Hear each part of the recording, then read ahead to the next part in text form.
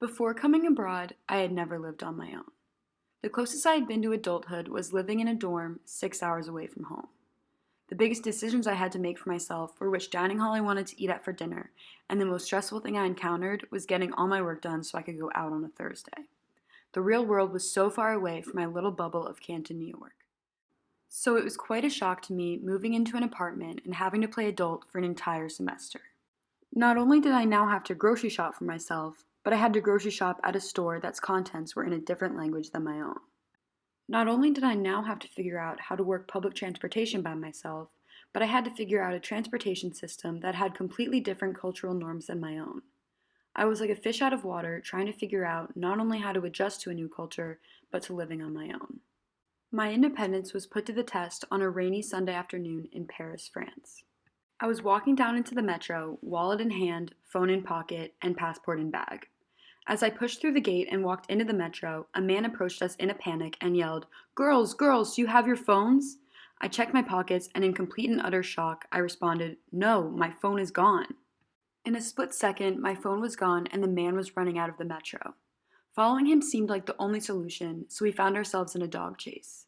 He stopped running when we got to two other men who claimed they were undercover police who were going to help me and asked for specific information about myself, like my date of birth, where I was born, and where I was staying in Paris. My body tensed up and I couldn't move.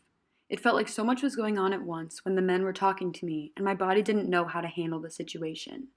My ears tuned out the rest of the world, and it felt like everything was happening in slow motion. Feeling sketched out, I went across the street to regroup, and when I turned around, the mysterious men were gone, most likely taking my phone with them. At first, I had so many emotions running through my mind, I couldn't think straight. I was anxious knowing that I did not have a phone and that there were so many things I now needed to do all on my own. I had to file a police report, go to Apple, lock my information out of my old phone, and call my parents. I was faced with an extremely difficult task that I had to complete on my own without a phone.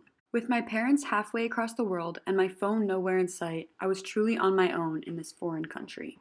I also had a lot of judgments towards the thieves and thought to myself how awful and disgusting they were. They must be terrible people since stealing from me was so easy for them. Many judgments flew through my mind, most of them negative.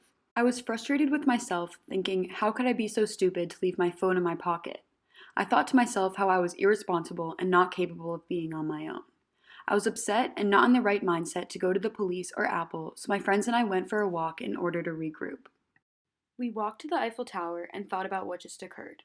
By doing this, I was able to cultivate stillness and logically think about what I needed to do. I thought about all of the emotions I was feeling and started to calm down and realize it would be okay. I felt my body relax and I was not as anxious as I was before. I realized that my judgments might have blown out of proportion and I ironically started to have sympathy for the thieves. They might have needed the phone more than I did, and they did not steal my phone to be malicious or target me personally.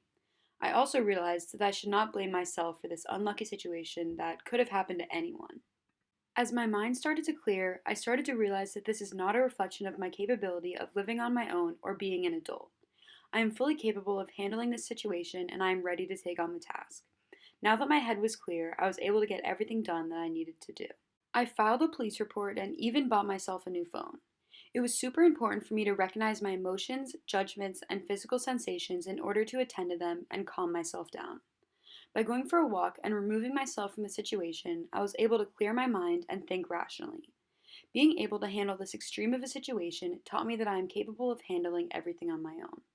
I have grown self sufficient over the course of the semester in Prague and have learned how to figure things out for myself and act independently.